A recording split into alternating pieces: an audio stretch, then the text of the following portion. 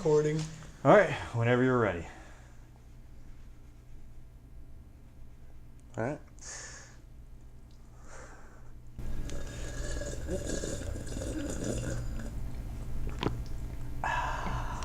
Please. I'm gonna get a knife. Hey, and welcome to the Biz Boyz broadcast. I'm Russ, and with me, as always, is magnificent Mason. Ooh, magnificent. Are you gonna come up with a new nickname every week for me? Maybe I should. Okay. They always have to start with an M too. Good luck. There's only a certain number of words. Fuck, with letter M. Until I make them up. There's an infinite number of words in my creative mind. Well, then I look forward to it. Anyway, we post videos every week giving you a first-hand account of what it's like to start your first business. We go over some business current events we've read recently, an update on our business, and lessons we've learned, and business ideas that we just come up with in passing throughout the week. Russ, and what do we have in this week's episode?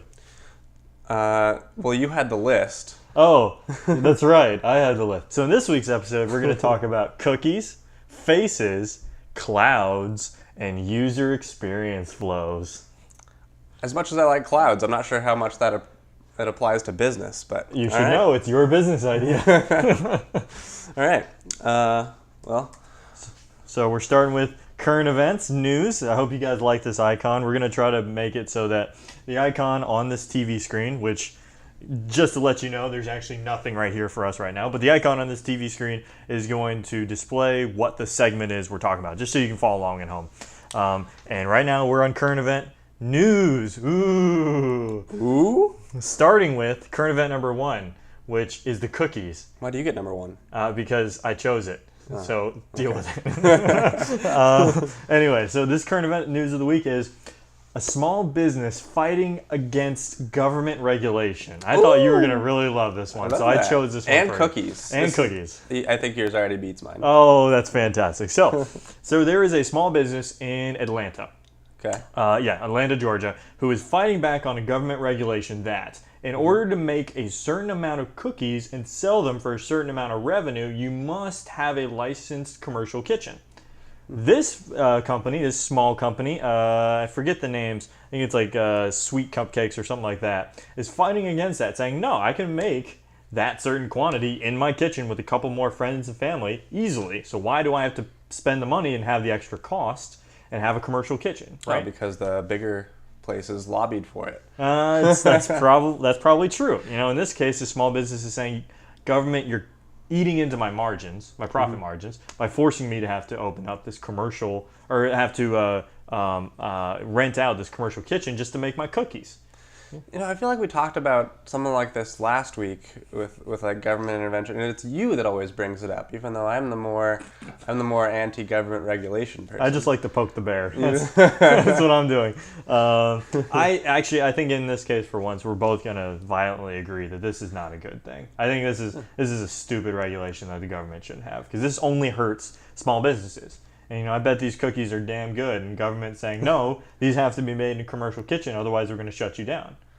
I wonder what the rationale was. Did they give any? The rationale was just simply to, at least from the website's perspective, on why this regulation exists. So it's a little bit one-sided. We don't have the whole reasoning. But the website was going into saying that it was to create demand for commercial kitchens, because in that region of Georgia, commercial kitchens were not being used for a lot of different pastries and things like that. So I can sort of understand that, but I think the answer. I thought it might have been like a government quality thing. Like they had statistics that showed that the more cookies you make without a commercial kitchen, the more likely that they'll be bad or that's an interesting point. Or you can't control whether or not they use peanuts in them or whatnot. So I think those are actually federally regulated by the labeling and the packaging. So if you sell these in a commercial area, you have to label it has peanuts or certain types. Yeah, but maybe they have like one cookie with peanuts and one without peanuts. And maybe if they're making a ton of cookies with a really small, not commercial kitchen, maybe it's easier for them to mix it up and accidentally have some peanuts in the Interesting. non-peanut one or something. I don't know. Yeah, I don't know. I'd actually be interested in reading into that. But no, these guys are basically, the reason is just to create demand for the commercial kitchens. And I could sort of understand that. Although, coming from my perspective, it really should just be the commercial kitchens should compete with each other, slash prices, make it more appealing for these kind of people to try to rent some of their commercial kitchens. If the commercial kitchen is worth whatever it is, then people will pay for it. And if they can't, then they need to cut their prices. If that doesn't work, then they'll go out of business because nobody needs them. Yeah. I don't know why the government would try to spur demand for something that nobody would need. I believe this is state regulation, by the way. So this isn't a federal. Obviously, this isn't a federal. So this is a specific state law or regulation. So it's not as bad, I guess, as we think. Okay. But yeah, so I thought that was interesting. You know, I like to see how small businesses are fighting back against the government regulation, and this was one of them. That's good. Yeah. All right. So that's all I had. Okay. Beat that. Beat that. All right. Well, everybody likes AI, right? Oh, I hate AI. I threw a damper on your. No, I'm just kidding. I'm sorry. No, everybody likes AI. Artificial intelligence, it rules. Yeah, it does rule. It's getting there more and more every day. So, like, a lot of your experience with businesses is getting more and more automated. So it started with calling a helpline, and it's just a robot that answers. That's been going on for over a decade now. But more and more things are being automated. And the article that I found was sort of like deep fakes, if you've heard of that. It's AI being able to. So the article was about AI being able to build pictures of people's faces that don't exist.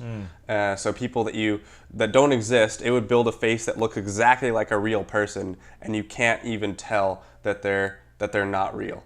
I see. I have we'll put the pictures up here. I guess on the left, there's an old woman, and on the right is a young man. I'm just gonna put any picture of any old woman and any man. Can you guess which one is real and which one's fake? Okay, so I'm looking at them right here. So we'll have them on the TV screen for you guys, but I'm looking at them right here. I see you did this with me, and now I forgot which one was. So I don't remember. I'm letting you know that. But if I had to guess, it would be the woman is real. The woman is real? Yes. You're wrong. Dang it! Oh, you old bitch. Hey, she's a nice lady. She's fake, Russ. We doing this. Anyway, it's incredible how much progress they've made with AI and being able to create something that we thought was distinctly human and that only humans could do.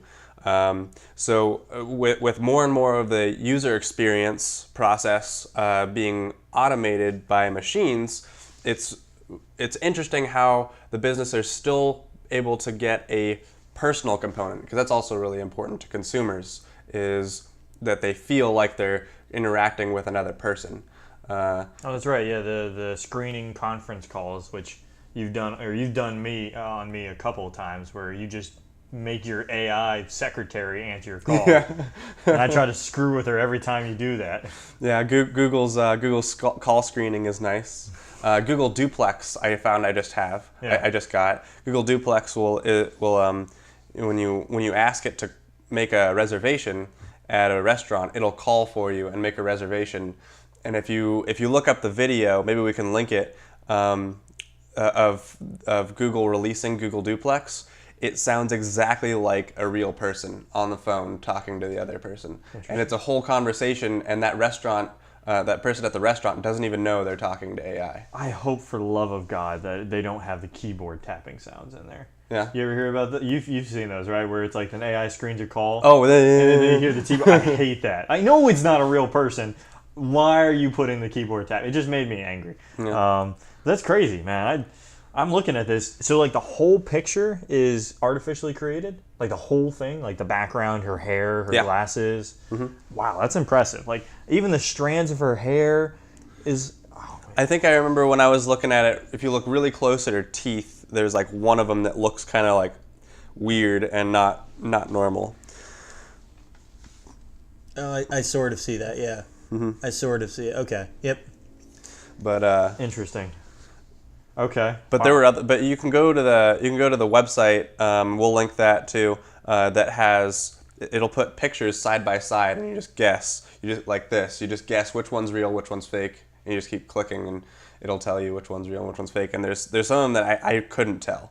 Like this one, you look really close, and you can see someone with their tooth. But there were other ones that just had no difference whatsoever. That's impressive, man. Yeah.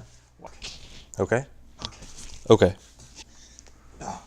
We're learning, Russ. See, we're like a goddamn professional film crew. I mean, can you tell, audience, whether this is professionally made? Because, man, it is hard to tell that it is. We're getting there, though. We're getting there. It's much better than our first attempt that hopefully they will never see. We can make a whole video on how the heck do you film a podcast, because, man, we kind of just did it and started learning. I don't know. This is supposed to be transparent, so maybe we should just publish the first one, right? It's supposed to be like lessons learned and all that. Man, the first one was a rough one. It was. It wasn't really a podcast. Okay, moving on to our next segment. Berri WiFi updates. So this is where we give a quick update about our Berri WiFi, which is the business we're starting. Weekly updates so that you can get a feel and you can learn and experience the business with us and be with us as the business grows. Wait. So last week, nothing had happened because it's really hard to find potential clients and reach business owners. This week, they're not going to be able to see this. Something has happened. Something has happened. Oh, that's true. Man. What has happened, Russ? What has happened? Well, we do have a potential client now. Finally. Excuse me.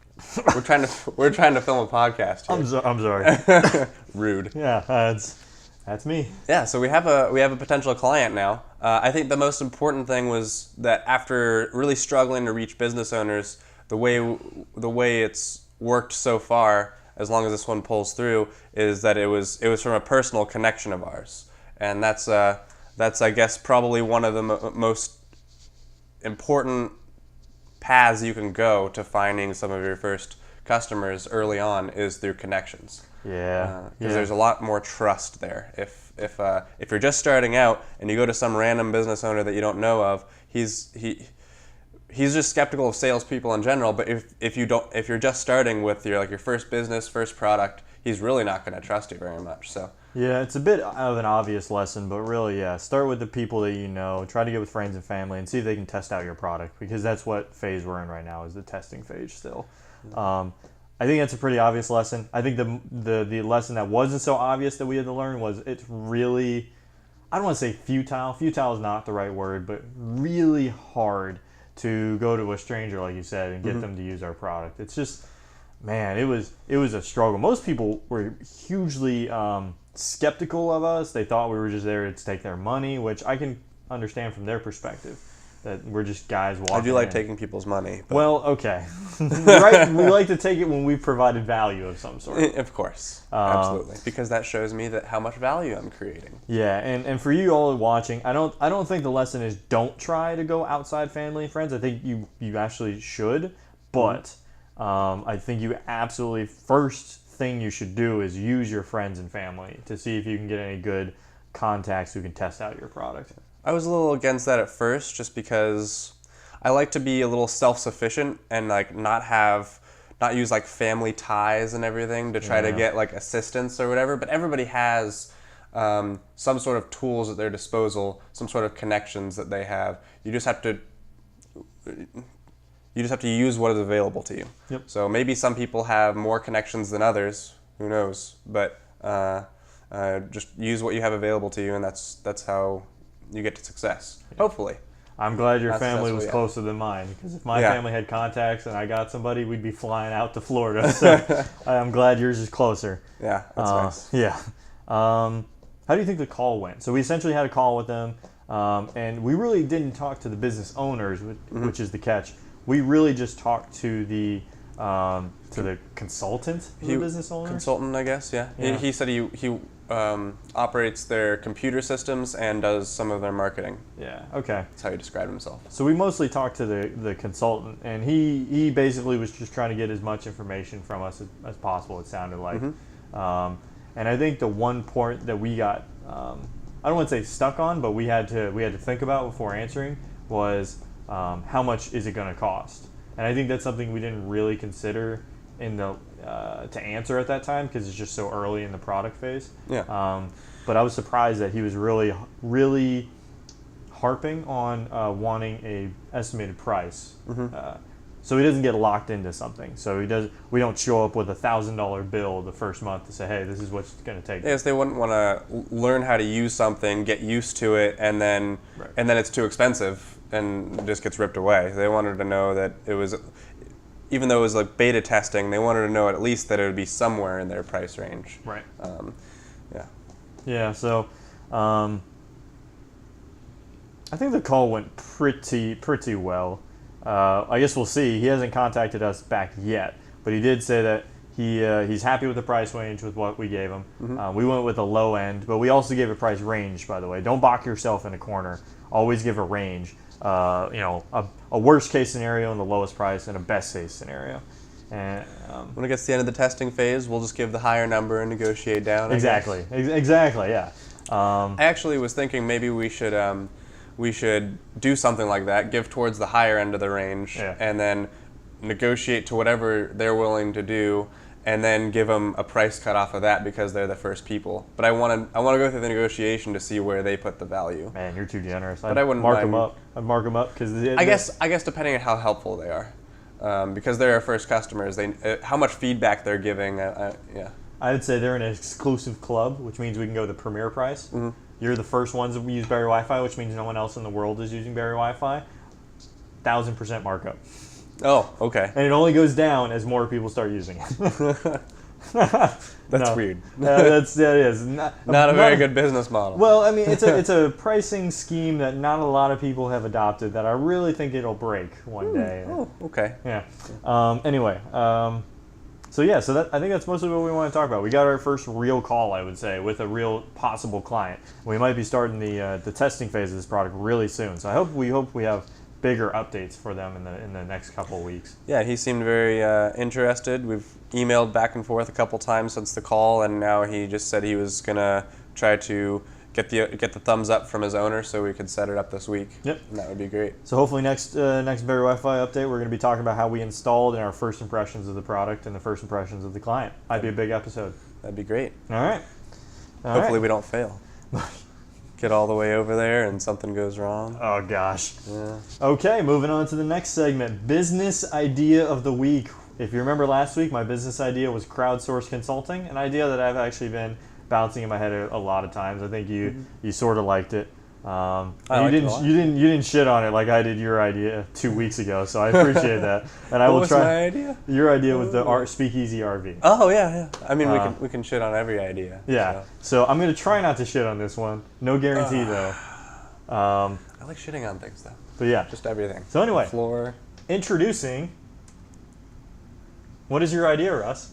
I'm still working on the name. So right now we're using CloudPoint or Cloud Points or something like that. But my idea is basically to put computers into cafes, restaurants, just places around the city that are like a thin client. Have a thin client software so that you can access your files, your desktop from anywhere, basically anywhere. So if you are a self-employed person or an entrepreneur or anything like that, you don't have to carry your laptop everywhere. You just have to know where the points are, and so you could be at your favorite cafe. You just go over there and log into one of those computers, and it brings up your desktop with all your stuff. So you don't have to carry your shit around always. Or maybe you're out with friends or whatever, but then on your way home you realize that you had to send an email or something, and you don't want to make it all the way home. There's a cloud point right next to you.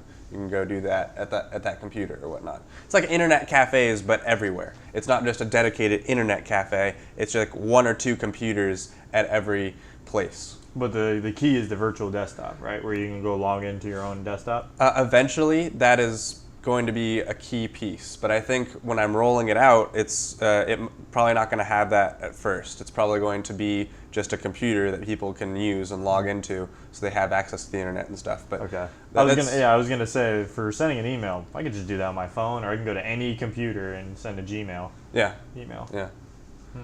Okay. What do you think the value of that is? The value of the thin client, or just a normal computer there? Let's go with, what's your ultimate business idea? It has the thin client software. Okay. What's the value of that? The value of that is that you don't have to carry your stuff around with you all the time. You have your files pretty much anywhere you go, maybe everywhere in the country. That would be optimal. You're on travel or whatever, and some of your files are on your desktop at home. Well, if you can use the thin client software and it syncs your files at home with the cloud, then it'll be there. It's very similar to Google Drive, except that the entire computer is stored on the cloud rather than just a couple files. Interesting. Yeah. Okay. Okay. But I guess, what if I just bring my laptop everywhere? Do you think laptops provide a very source of resistance for people wanting to use this thing if I just bring my laptop everywhere? I mean, you can bring your laptop everywhere. That's fine. I guess it is my laptop if it breaks, and it broke. Yeah. So there's two kinds of people that would use this. One was entrepreneurs and people that don't want to carry a laptop everywhere. They want to use it when they don't have it with them, whatever. The other is low-income people that don't want to pay for a $2,000 laptop, but they want some better hardware rather than just like a $100, $200 laptop. It'll be better hardware that's in these cafes, and they can go and use these things for very small prices, and maybe it could possibly be completely free based on ad revenue from ads when they're surfing the internet and things, not for the low-income people. They wouldn't be doing this, but the other revenue stream is for premium subscriptions for different sort of applications and things that they have on their desktop. So if you wanted Mathematica or MATLAB or what's the 3D modeling thing? Oh, Wolfram Alpha? Well, there's Wolfram Alpha.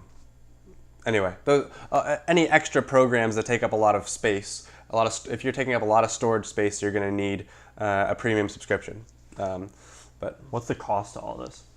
So that's how you make money, but what's the cost is that you have computers everywhere, and computers are expensive, especially if you want the better hardware. So if I was going to go with like Microsoft Surface Pros, they're like $1,000. So it'd be at least $2,000 in every location. Yeah, so you'd have to pay for the computers. And the software development for the thin client system. You could partner with somebody. And the server space at AWS. That's probably going to be a big thing. Yeah, eventually. The server space, the paying for hardware. I think you don't develop the software. I think you partner with somebody else who already done this. Thin clients are not a new concept. Yeah, there's going to be little modifications, just like the login page and storing that stuff, and so they can choose Apple or Microsoft or whatever when they're logging in, and it's not going to be that much, but I think honestly you partner with somebody on that saves costs. I think you partner with the businesses to add those computers in their business, so that you share the cost in that. They share pay the cost of the computers. Yeah, okay. So that you take a little bit chunk of the revenue up front, but they take the cost, which makes it help spread the idea further.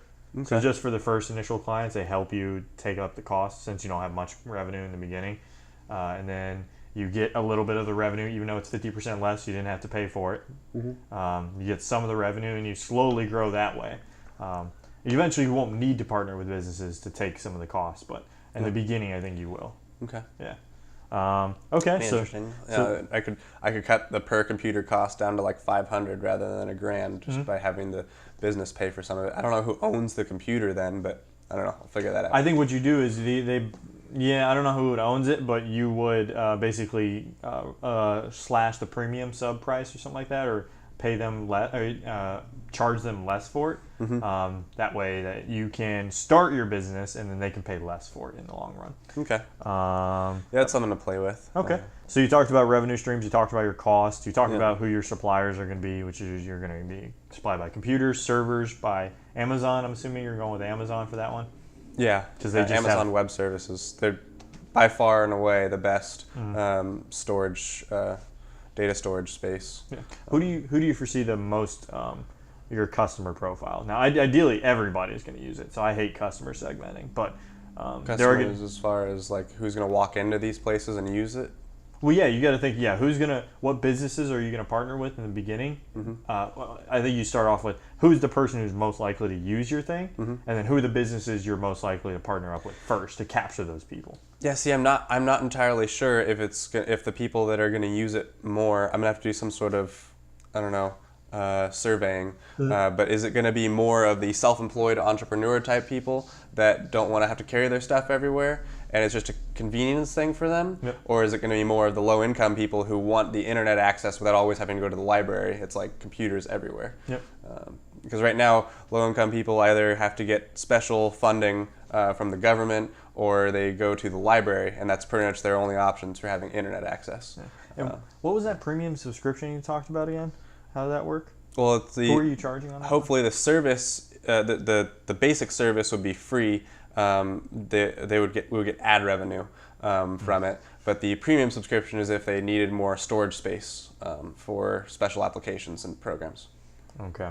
I don't know how much it would be. I'm not sure. I'd have to look at the cost of AWS and what kind of costs were incurred per person by how much data. I haven't done all that research yet. So. Okay. Are you confident that you can get as much ad revenue back to offset the cost? Because ad revenue is usually negligible unless you're a huge company like Facebook. Yeah. So I'm thinking it might have to start not through ad revenue. It might be like a $1 fee to just log into the computer, and you can do whatever for however long you're there. But eventually, when I expand, if it's like a nationwide thing and there's computers everywhere, ad revenue is fine. Yeah. I'm sure. But yeah, that's the end goal when it's like a big company. Yeah. When it's like you gotta make money. My original name, it wasn't a name, it was just kind of what I called it, was Bird Computers. Like the scooter. Do they fly? Do these computers fly? I paid money to see a flying computer. Well, I guess I already do drones. Yeah. But they it was sort of like the strategy of Bird, the scooter company, Bird, Lime, Jump, all of them. Rather than just, so you just like kind of put it out there in the public so that you're, in order to get customers, you have to be visible, and they're just there, and people walk up and they're like, oh, what's this? And they just use it. So if it's a $1 fee, that might be good. That would mean if it's a $1,000 computer, you would need 1,000 logins to make up the cost of the computer before you had to replace it. Yep. But there's also the storage space, so then there's other considerations there. And that's where you would partner with the business to take some of the upfront costs and then take 50% of that login fee. Mm-hmm. So they would take 50 cents and you would take 50 cents. Yeah. It would share the cost of the computer, but you would make less money in the long run. Yeah. But technically, you would only need the same amount of logins. Yeah. You'd only need math. No, actually, 50%. Yeah, you need 1,000 logins. 50%, 50 cents each login to $500 would be 1,000 logins. Mm-hmm. Yeah. But we were talking about, we're going to go into user experience flow here next. The user experience of this is, again, they're going to walk into a cafe just to get a coffee. They see these computers here, sit down to use it and see what it is. Let's just go with like the end goal picture where when they don't have, it's no fee just to use it.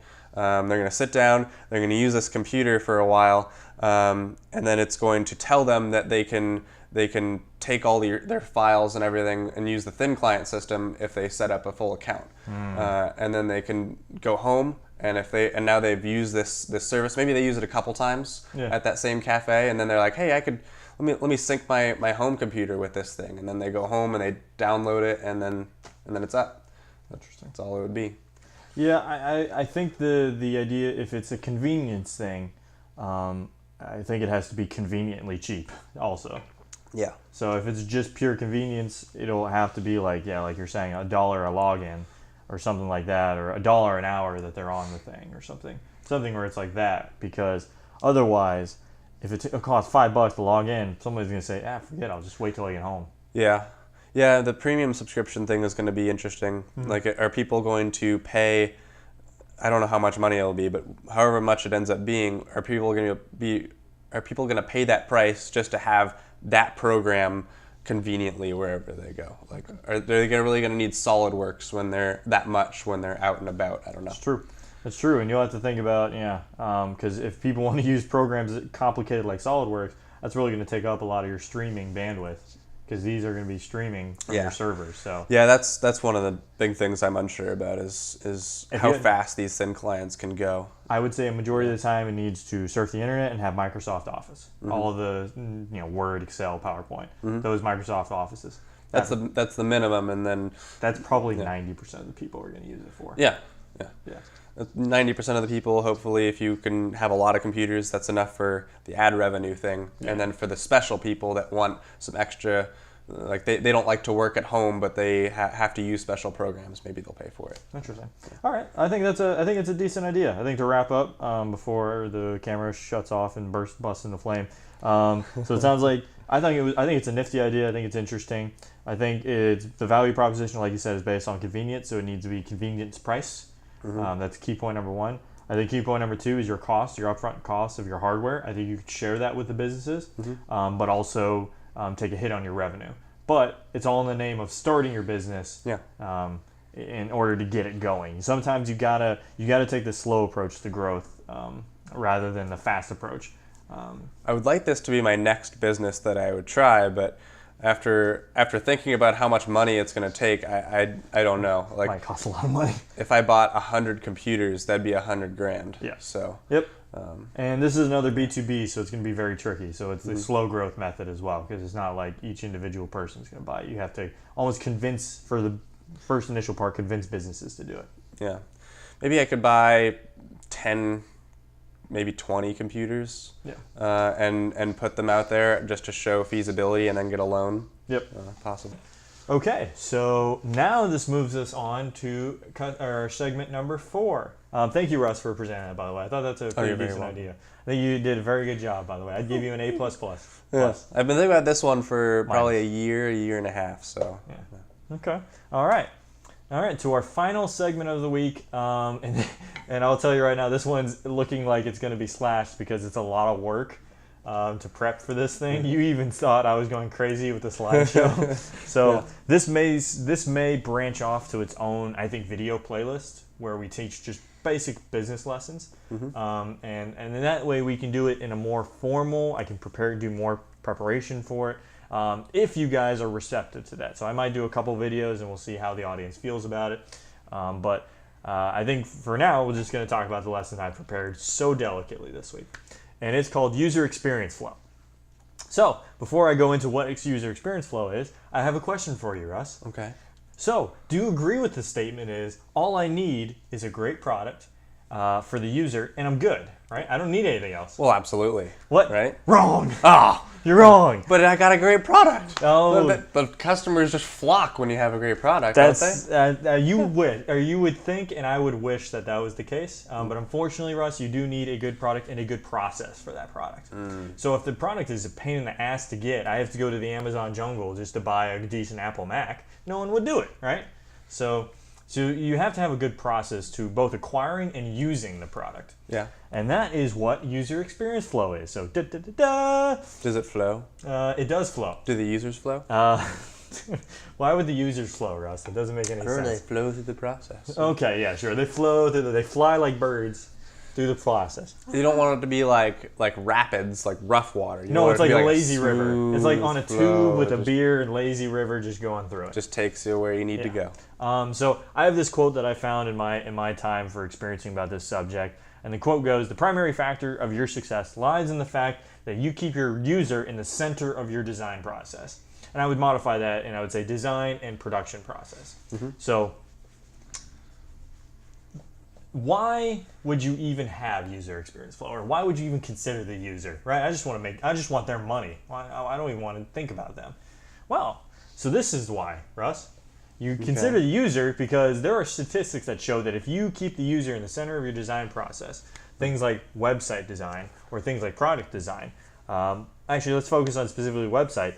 you actually increase your website conversion rate by over 400% if you think about how you just naturally go through a website. Okay. So if the website is complicated and you never actually tested how someone would go through it, you just know because you designed it. There are definitely websites that I visited and less than 10 seconds and I'm just gone. Right. So you go to it, you're like, where do I go? What? Yeah, like are you just throwing images at you or advertisements? And I hate it even more when you go there looking for something in particular and you know it's there somewhere, but it's impossible to find. Right. It's like, here's the menu and there's no tabs that match anything that remotely like that. And Yep. Yeah, I completely agree. There's also a famous quote that said, every dollar spent to resolve a problem during the product design is $10 would be spent during development, and multiply that by $100 to $100, and that's spent fixing the problem in the production phase. It's a lot of money. So so it's really critically important to think about your users early on in the process because that just saves you money in the long run. So I do like money. So Russ, money, you may be money, asking. money. Well, I like some kinds of money. Which kind of money do you not like, Russ? Mason money. Son of a bitch. Okay. Well, I guess this is over. This is the last Biz Boyz broadcast. No. For those of you who didn't know, yes, my last name is Money. Uh-oh. He revealed his identity. I'm out there. So you may be asking, Russ, how do I get a good product and a process? How do I keep my users centered in all I do? Well, there's actually many different ways. This is something you can major in. Is user design, or user design is a general term. We're going to focus on one of the aspects of user design, which is called the user experience flow. There's other parts of it. There's user profiles, user interface, the surveys with the user, the sitemap, so how they go through your website or things like that, and then the wireframe of each page on your website, or the wireframe of your product and things like that. Wireframe? Yeah, so wireframe. Wireframe is most commonly used for website development. So wireframe is like, I'm going to put this box here, and it's going to say these kinds of things. I'm going to put a picture here. Okay. It's like you're essentially building like a frame of a car. I'm building the frame of a website. Okay. But you can do wireframes for products and advertisements and things like that. Yeah. And shops. I've seen wireframes of shops to see how they place things and things like that. Okay. Almost like a blueprint. So I'm going to focus on the user experience flow because that's the topic of the lesson today. So you may be asking, what is a user experience flow? I'm not asking it, but damn it, Russ, go with us. Now I am, I guess. The slide is saying you're asking for it. All right, Mason, what is a user experience flow? Please enlighten me. I'm glad you asked, Russ. Thank you for asking. So user experience flow is essentially, it's just that, the flow the user goes through to achieve the value of your product, and the entire flow to get the value of the product, from thinking about it to actually having that value. You try to map out every single step he would take to get it. And if you find that there are a lot of steps, you have a very bad user experience flow, because at some point he just increases likelihood of him losing interest. And that's the last thing you want. Every step is like an extra barrier put in the way. Oh, yes, absolutely. Yeah. So I don't like barriers. Right.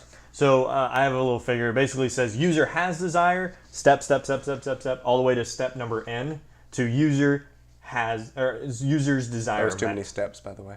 Yeah, well, step N could be step number 3. So. Oh, okay. So you never. It's essentially mapping out everything he would have to do to get to that value. Now, your user flow can be very simple, like a login page.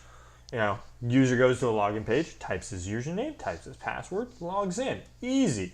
Or you could have a very complicated user flow, like a certain business we know of, Berri WiFi. I know you've seen it, Russ, and you have raved of how awesome and great it is. It is pretty great. I'm going to put a link in the video or something, maybe a PDF. I'm not quite sure how I'm going to do this, but we created a user flow for Berri WiFi. And the way I approached the user flow was the first time that a user has the thought of, oh, I want what Berri WiFi offers, what does he have to go do to ultimately realize that value? That's half of the user flow I have. And then also, since it's a subscription-based business, I also say, what does the user have to keep doing every month to keep realizing that value? Yeah. So I mapped that part out as well. You also included the what we have to do along the process as well. Yes, absolutely. Thank you. Oh, sorry. No, please. Were you going into that? I actually forgot to say that. But Okay. You're helping I was me just out. going to say, because my favorite part of the user experience flow that you created was the automation tags. Yeah. So that which steps, because it also includes all the steps that we have to take in the user experience flow, and you started putting little automation tags on the one that we automated. So it's things that are happening, but that we don't have to touch. Right. And so the more automation, the more things we can tag, the less we have to do. Exactly. So- in that case, it's a turnkey business when all your steps are basically automatic. Yeah. Those are the kind. Me and Russ, we don't care about having a big business with 500 people or stuff like that. If I can have a relatively big business with like 1 employee, that's good enough for me. I call that automated. Yeah, that's perfectly fine with me. But If I can hire somebody to do all my jobs for me and I'm still making money, I call that automated. Yep. That is exactly how I approach it as well. But yeah, like Russ says, you map out the steps the user has to take, and oftentimes in between those steps, the business or your idea or your company has to execute something in order for the user to go to the next step. Something like that would be when the user first pays for our subscription. Yeah. We unfortunately have a step in there where we have to ship a router to them. We're slowly trying to get away from that because we don't like the hardware and logistics. It just complicates things pretty significantly.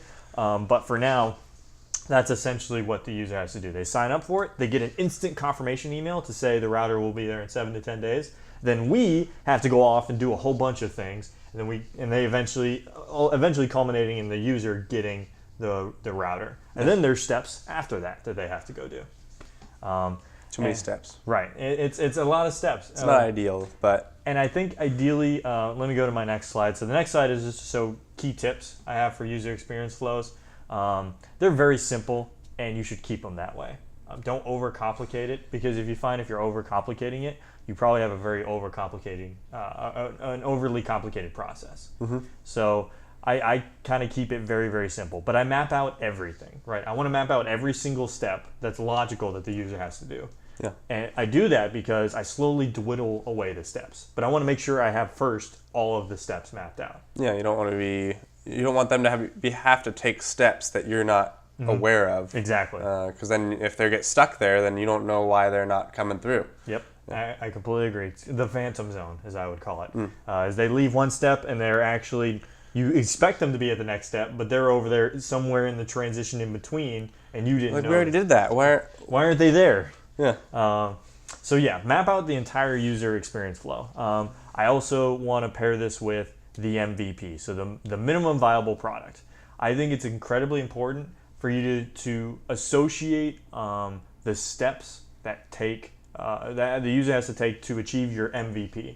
So I also did that in the user flow, where I designated that there are some bells and whistle things that we achieve in our business that I think are good ideas, but not necessarily the MVP. So I try to note that in the user experience flow, is that they're going to achieve some bells and whistles, and it's not ultimately the MVP of or the true value of the product. Okay. The reason you do that, oh shit, sorry, gotta go. No, the computer, the camera's on fire. Oh god. Oh shoot, we're also almost out of battery. Oh. But we can finish this. I'm almost done. 3. Almost out of battery. Well, hurry the fuck up. I'm sorry. You know what? I'm droning on, and this is why it's going to be an extra segment. So I'm droning on and on and on, and this is why I think we're going to make these lessons a different video, just because I think I'm kind of rushing through them, and there's a lot more that I can explain. But anyway, so yeah, identify the parts of your user experience flow that pertains to your MVP, because those are the ones you really want to focus on, I think, the most. When you have time and extra time, you can look at the other steps that the user takes to achieve your bells and whistles, but should not be I don't think, the primary focus for your first half of the user experience flow. Display the actions on Bath's side. I meant both sides. So like Russ was saying, we got the user steps it would take, and then the steps that we would take to basically achieve each of the user's steps. And then finally, Russ already hit it again. Russ, it's like you read these less. Automate as much as possible. If you can make it a completely automated business, I can't even overly exaggerate how much time that'll save you in the long run. Is if you make a step or a process that's completely automated, it will help you in spades for the future. But anyway, I just want to give a shout out to one video that I saw while I was doing all this research. I'll put a link in the description. I actually think this is a great video that goes into first defining your MVP and then second, applying that MVP to a user experience flow. I think he does a great job of mapping out not only the user experience flow, but also the steps that are critical and the steps that are not actually critically to achieve the MVP. So highly recommend you watch that. I should watch that. Well, thank you. Post in the comments if you have any questions or anything like that. He has very colorful sticky notes. He does. He actually puts smiley faces towards the steps that need to happen, and then sad faces for, hey, that's not a good thing. We shouldn't do that. Okay, and that's kind of all I had to say for this week. Wow, that was a lot. So we talked about cookies, and by that I mean government regulations on small business, bad. We talked about AI creating faces and eventually overtaking the world. Oh yes. I'm fairly certain it's one step away, if you ask me. We talked about your business idea, or no, we talked about Berri WiFi, and the fact that we had a call with somebody, which was the highlight of my week, if you ask me. It was a pretty good highlight. Yeah. We talked about your business idea, cloud computers, which I think instantly somebody after this video is going to go do. So. Oh yeah, please go, by all means, go ahead, do that. If you can do it and it works, I'll be happy. And then finally, we talked about user experience flow, and I think we're eventually going to get rid of we're going to move the lessons segment of the broadcast to a different video segment. Ultimately, I think that was it. I think we accomplished everything we wanted to talk about. Well, fantastic. That was a great week. All right, get us out of here, Russ. Get us out of here. I don't have a car. I meant close the video. Okay. Well, thank you for joining us this week. I hope you had hope you got some insight into user experience flows and maybe some of the lessons that we learned from Berri. And we'll be back next week to do it all again. All right. Please comment, like, and subscribe. Comment, like, and subscribe to the Biz Boyz channel. Any feedback you can give us is great, and it would just help us grow and ultimately, I think, provide better value and entertainment to you. So, thank you. Bye.